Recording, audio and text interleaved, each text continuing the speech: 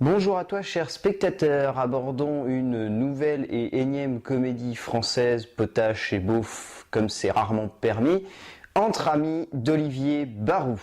L'histoire, c'est celle de Richard, Gilles et Philippe, trois amis de toujours, qui vont passer les vacances ensemble avec leurs femmes sur un bateau, plutôt chicos, et qui vont devoir à un moment faire face à une tempête qui va les remettre en cause et qui va remettre en cause leur amitié. Enfin bref, le pitch le plus con du monde, évidemment. C'est terrible parce que, voilà, déjà c'est la nouvelle comédie d'Olivier Barou qui malheureusement, à part Les mais qui a tué ou retué Pamela Rose, n'est pas forcément un auteur de cinéma exceptionnel, il faut bien l'admettre. Et le pire du pire, c'est que malgré sa plus grande ambition possible, il ne sait pas choisir ses sujets malheureusement. En fait, c'est l'énorme problème d'Olivier Barou parce que on va dire qu'entre Safari, entre amis, et il n'y a jamais vraiment quelque chose qui ressort, à part quand il arrive à rejoindre Cad pour faire des films vraiment intéressants. Pour le coup, l'italien restait une jolie idée sur la base, et tout de même, mais qui a tué Pamela Rose et qui a retué Pamela Rose étaient des films assez intéressants, on va dire, au niveau de leur écriture, proche du Camoulox. Donc pour le coup, ça valait le coup au niveau de l'idée. Mais le problème, c'est que dès le moment où il se sépare un petit peu de Cad pour partir faire ses propres films et trouver des idées un petit peu originales, il commence à partir dans une certaine veine de cinéma qui est ultra beauf, ou en tout cas qui se voudrait ultra beauf. Parce que là, on est sur quelque chose de compliqué. Dans le sens où, Entre amis pourrait être le camping des riches. C'est un peu une phrase bateau, mais on est un petit peu dans cette idée-là, dans le sens où on va suivre des personnages qui sont supposés être des potes, qui vont remettre en cause leur amitié, dans un lieu clos, en vacances. Camping était exactement sur cette idée-là. Sauf que, on peut dire ce qu'on veut sur Camping.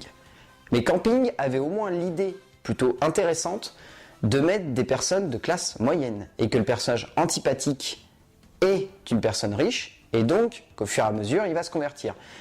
L'énorme problème dans l'ensemble de Entre amis, et on va tout de suite aborder le scénario, qui est écrit par Éric Besnard, Richard Grandpierre, et au niveau des dialogues secondés par Olivier Barou, c'est le choix des trois protagonistes principaux. Il est impossible de vouloir faire une comédie populaire en mettant en scène trois riches qui ont des problèmes de riches sur un bateau de riches. C'est une chose très compliquée et il y a très peu d'auteurs qui arrivent vraiment à manier ça avec subtilité, et dans tous les cas, il y a toujours un personnage de classe moyenne qui vient se mêler à ça. Là, il n'y en a aucun. Et ça pose énormément de problèmes parce qu'on n'arrive pas à rentrer dans le récit, on n'arrive pas à s'identifier aux personnages, et pire du pire, on ne comprend pas leurs problématiques. Leurs problématiques sont absolument ridicules. Et je suis désolé, mais les voir bouffer pendant je ne sais combien de temps et picoler tout le temps, et à un seul moment se faire des pâtes, ça suffit pas à rattraper le fait que tout le long on les a vus bouffer des homards, quoi. Et dans cette idée-là, je reproche pas vraiment à Olivier Barou de vouloir mettre en scène des riches. Ce qui est l'énorme reproche, c'est de vouloir absolument mettre en scène des riches dans un cadre de riches avec des problèmes de riches. Et ça n'est pas en rajoutant une tempête, encore une fois, que ça va les rendre moins riches. Ça ne change rien, malheureusement.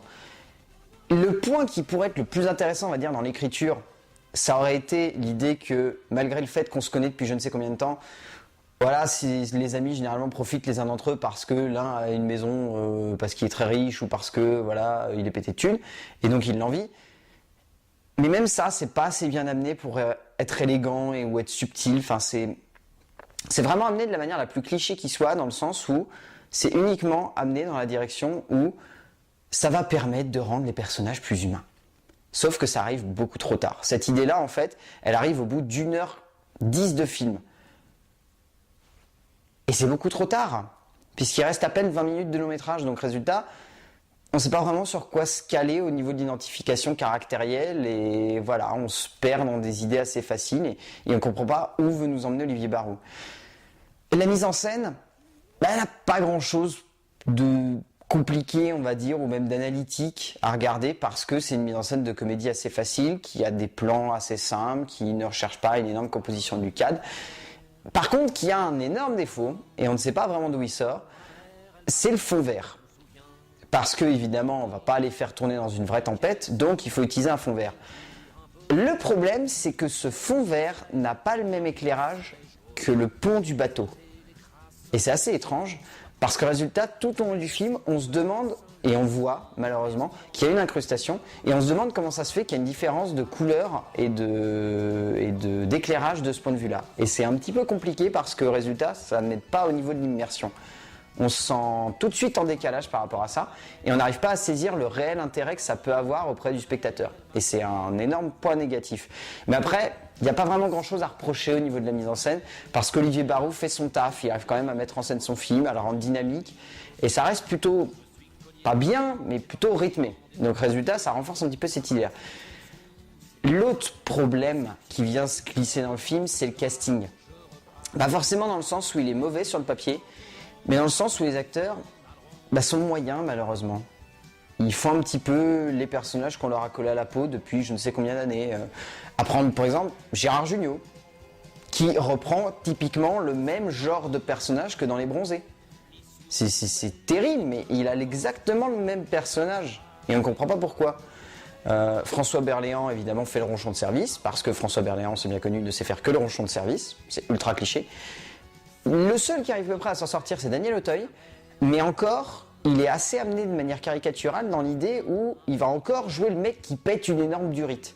Et pour faire écho, il y a un autre film qui sort à peine une semaine après celui-là, c'est Nos femmes, où il a l'air de jouer encore le même type de personnage, ce qui montre un enfermement quand même de la part de Daniel Auteuil, à part quand il se met en tant que réalisateur, dans un personnage qui pète forcément des câbles et qui s'énerve sur tout le monde. Voilà.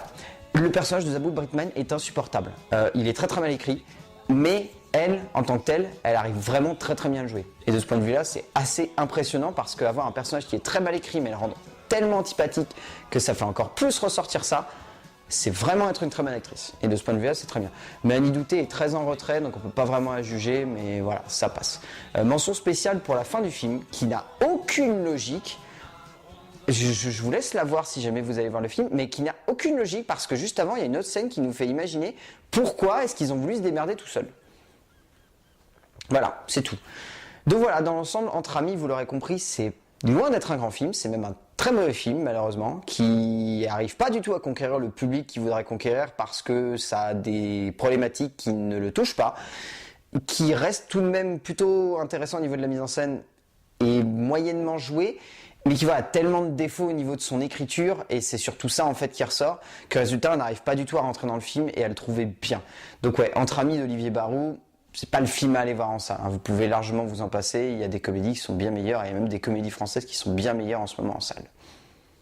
A plus!